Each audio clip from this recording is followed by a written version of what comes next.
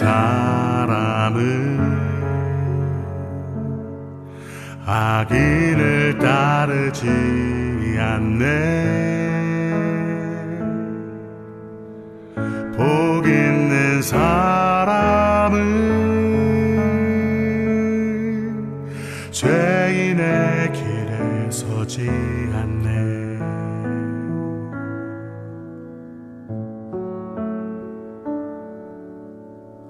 복 있는 사람은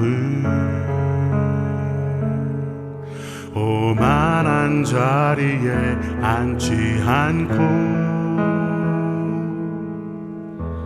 복 있는 사람은 여호와의 율법을 기뻐해.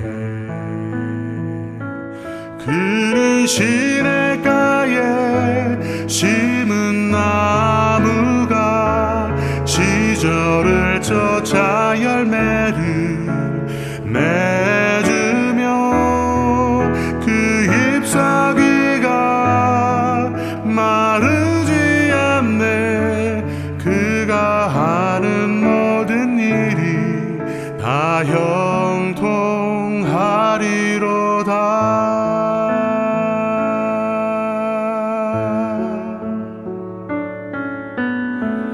그러나 악인은 그렇지 아니함이요.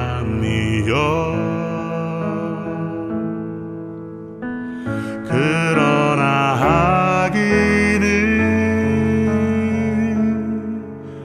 바람에 나는 겨와 같네.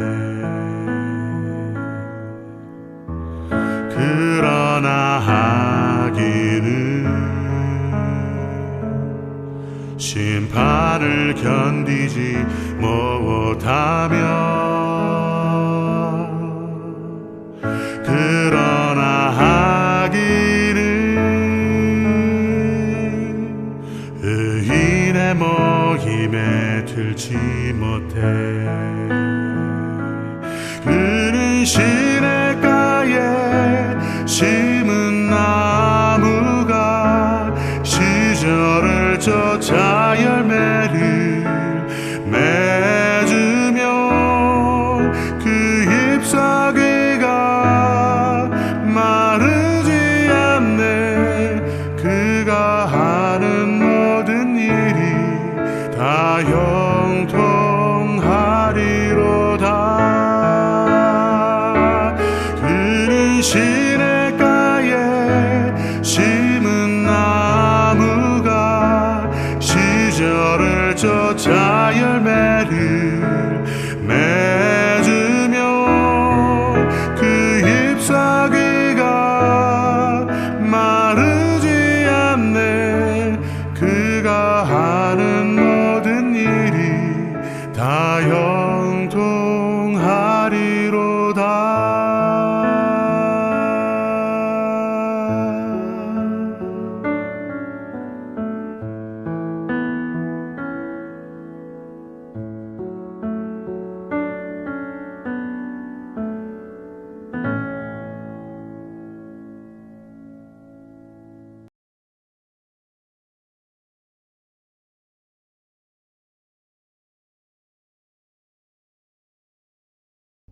포타미션과 함께하는 3월 일상터치 예배에 오신 여러분들을 주님의 이름으로 환영합니다.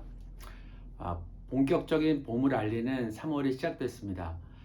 여러분들의 3월은 어떻게 시작할 계획을 가지고 계신지요? 이제 마스크를 점점 벗고 있고요. 처음 마스크 벗기 시작한 시간보다 길거리에서 마스크를 벗는 사람이 점점 늘어나고 있습니다. 날은 따뜻해지고 또 조만간 더위도 찾아올 것이고 봄을 지나 여름, 여지없이 하나님이 허락하신 축복의 계절들이 계속 우리 앞에서 순환될 텐데, 그럴 때마다 우리도 새로운 시간을 맞이하는 자세를 좀 가졌으면 합니다. 3월을 맞이해서요, 새로운 마음으로 새 출발 하셨으면 참 좋겠습니다. 오늘 저는 시편 1편에 있는 말씀을 중심으로 뿌리 깊은 나무는 이라는 제목을 가지고 함께 은혜를 나누려고 그러는데요. 시편은 너무 유명합니다. 유명한 정말 그 성경의 장이기도 하죠. 특별히 이제 1절부터 3절과 또 4절부터 6절까지가 대비돼서 나오는데요. 복 있는 사람과 이제 악인, 하나님 안에 들어오지 못한 자들의 특징을 나타내고 있습니다.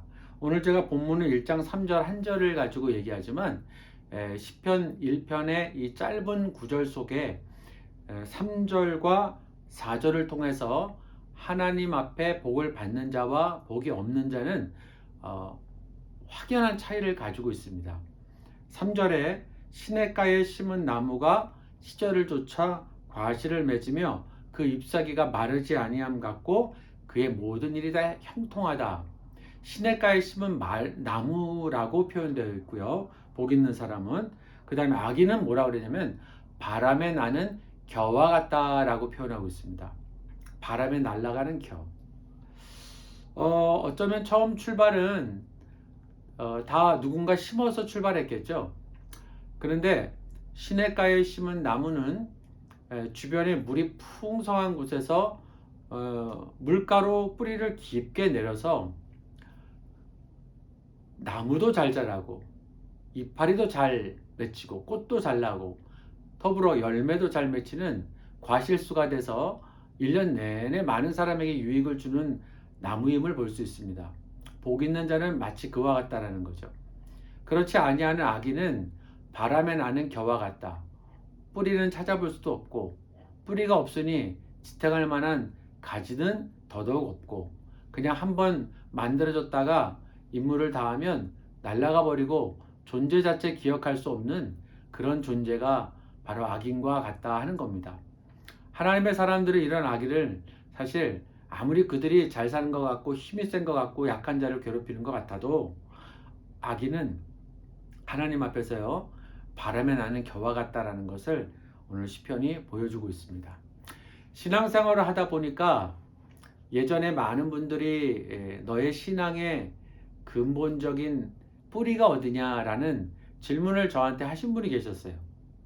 나는 우리 조상 중에 과연 얼마나 많은 사람이 예수 그리스도를 나의 구세주와 주인으로 고백한 분명한 신앙이 있었을까?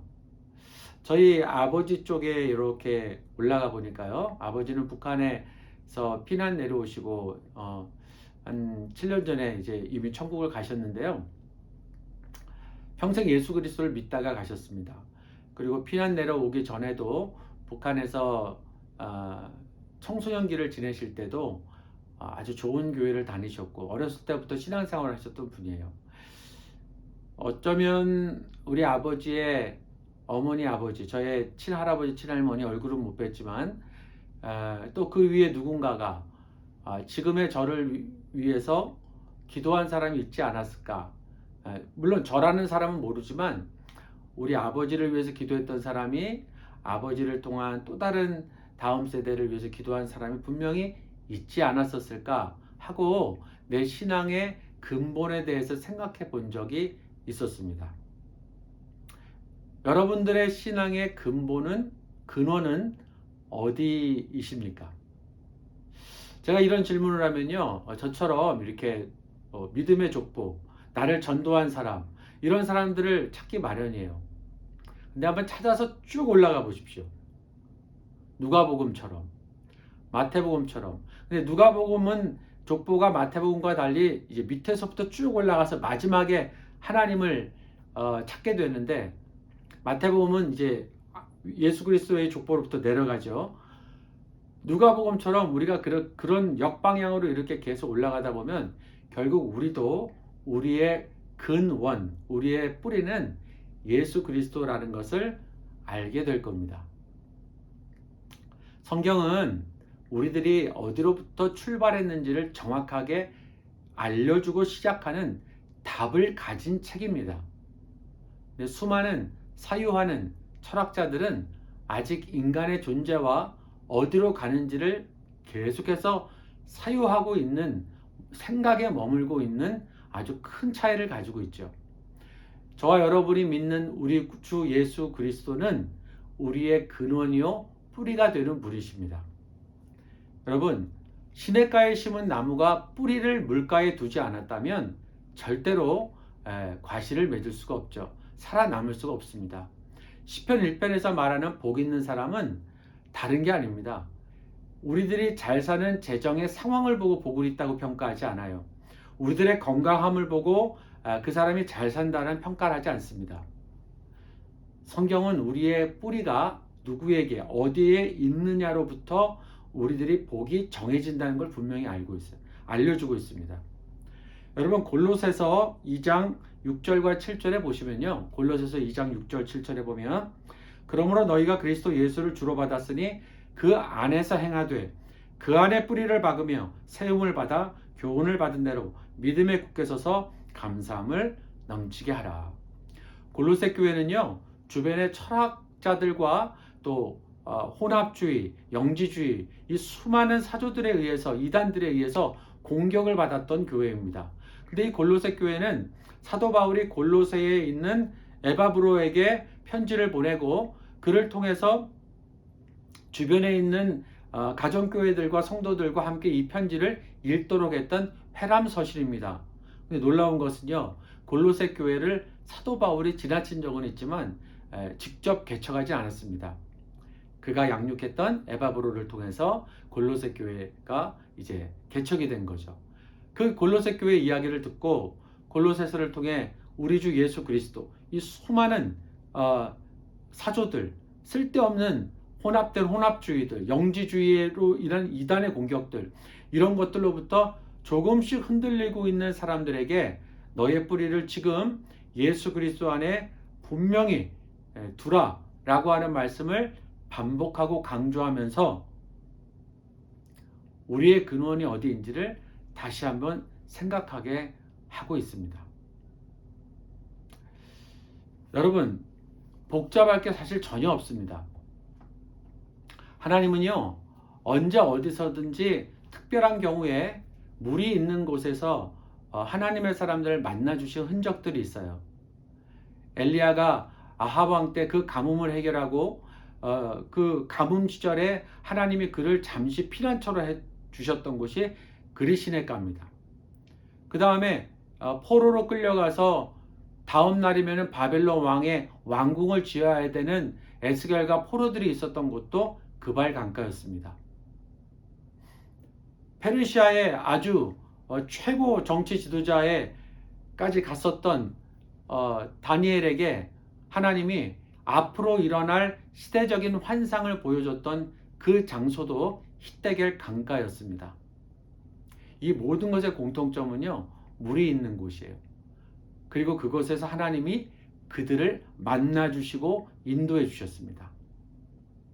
그리고 다니엘을 통해서 보여진 히데겔 강가는 창세기 2장에 나오는 4대 강, 우리의 근원이 되는 4대 강 중에 한 근원입니다.